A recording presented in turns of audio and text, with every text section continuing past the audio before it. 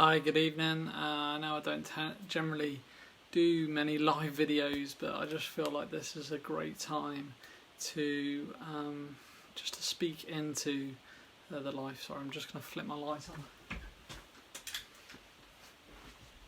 Speak into the life of French Community Church and its friends. For those that don't know me, my name is Sam and I'm the minister at French Community Church. And as I was watching the speech, which I'm sure many of you were, that our Prime Minister Boris Johnson was giving to us about the next stages of COVID-19, there was a few things that kind of went on and really struck me about that speech, and I just wanted to kind of go over them really, about how we can respond as French Community Church and as friends of French Community Church as well. Obviously the food bank will still be in full force. You know, if the virus thing's going to go down, then maybe the food bank will go down, but I can't foresee that happening for at least, like, I think we're always going to be 6 weeks behind the current trajectory. We're never 6 weeks behind the trajectory going up, but with it coming down, then that's quite a possibility.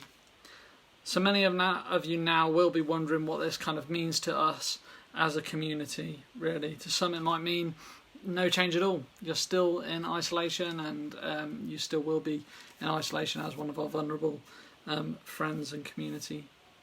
To our key workers, it is probably going to mean an increased workload and probably harder work as well. And to you guys, we are still praying, and we are still hoping if there is anything that we can do to help you in any way, please let us know. As a community church, we are right behind you. And don't just want to prop you up, but want to help you in any way we can. Let us know. So I wanted to address a few of the things that Boris said that really kind of jumped out at me at this time, really, and just really kind of challenged the faith that kind of is very central to who I am and who we are as a church in many ways. For those of you that know me and know me very well, you will know that when it comes to establishments, I've been known to be quite outspoken and anti them in many ways, and I'm not really the conformist type. So here were the few things that jumped out at me, really. One of the things that Boris talked about in his opening speech was the word fear, wasn't it? He said that, you know, many of us will be fearful of the virus, as well as fearful of our livelihoods and physical and mental well-being. That may be true. That may be true, but I just want to kind of share with you guys that in Deuteronomy 31 verse 8, God has always promised never to leave you, never to forget you, to not be afraid, to not be discouraged, you know, and I think that is something that we should hold on to. You know, this is a time of not succumbing to that fear, but of seeing what the end goal is, for rising above all that and saying, you know, what will happen when we go out, what will happen when we move out in many ways. Hi Jago, I can see you watching. All right. The second comment that really stood out to me was around the 6 minute mark, where he says, shining the light on science, shining the light of science on this invisible killer. And a cool thing that Jesus talked about to his disciples was in Matthew 5. He says, in the same way, let your light shine before others, that they may see your good deeds and glorify others. Now, science may have the kind of physical helping that many of us need, you know, in the form of antibodies, and then in the form of antivirus as well. But really, you know, it still won't solve the gap, the detrimental effect that this can have on communities, on work life, on mental well-being in many ways. And so science will only provide so many fixes in many ways, but really it's how we act to one another, it's how we develop one another. You see, science might be a fixer, but God is a developer, and how we develop one another really will impact us as a community, and how we build one another. And I think that'll be really good to hold on to as well.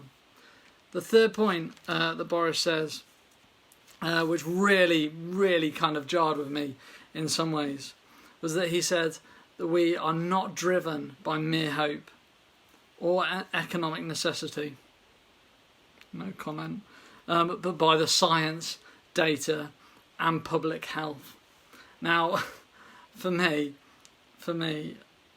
I just thought it was topical. For those that tuned into our service this morning, Paul, our elder, was actually talking about hope, and I think that the timing of that was just immaculate. And one of the verses he picked up on was Romans 5:5, where it says, "Hope does not put us to shame, because God's love has been poured in our hearts through the Holy Spirit, who has been given to us."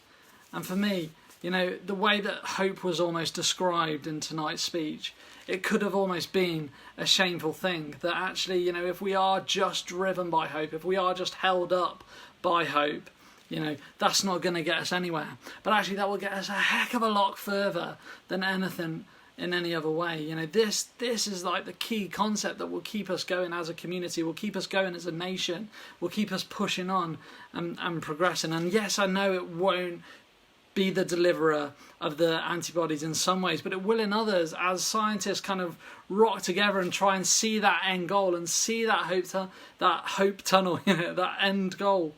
And so for me, you know, hope is an incredible, integral part that we should all be behind in many, many ways.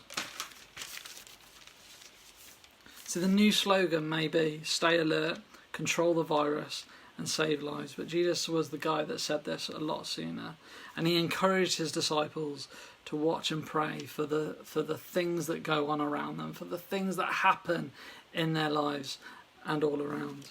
And in 1 Peter 5 verse 8, one of his disciples wrote, "Stay alert, watch out for your great enemy, the devil, for he prowls around like a roaring lion, looking for things to devour." And as we try and see like the collapse and the crumbles of communities around us, we want to be that outpouring, we want to be that blessing to one another. We want to say, you know, we want to see Jesus as the hope right now. We want to continue to be the answer. And as he continues to build his church, we want to be the community that comes and brings that to life. You know, we want to continue to not only receive the blessings, but share the blessings as well. You know, and we want to go out into the communities, don't we, and pass that blessing on. So I will encourage you to stay safe, you know, and if you can, stay at home as well and protect yourself, protect others around you. If that's not possible for you, we completely get that too, you know, hey, there's no judgment here. But really, I just want to pass on that blessing to you guys now. I want to pass on that blessing and say, you know, that do not be afraid of the hope, you know, do not be shamed by it, but actually it will be hope that drives us and gets us through in many ways. So for you guys that have tuned in, for you guys that are rewatching this as well, this is kind of our statement as a church at the moment, that we will continue to receive. Hi, Jane. we will continue to receive the. You're making me lose track now. We will continue to build a community.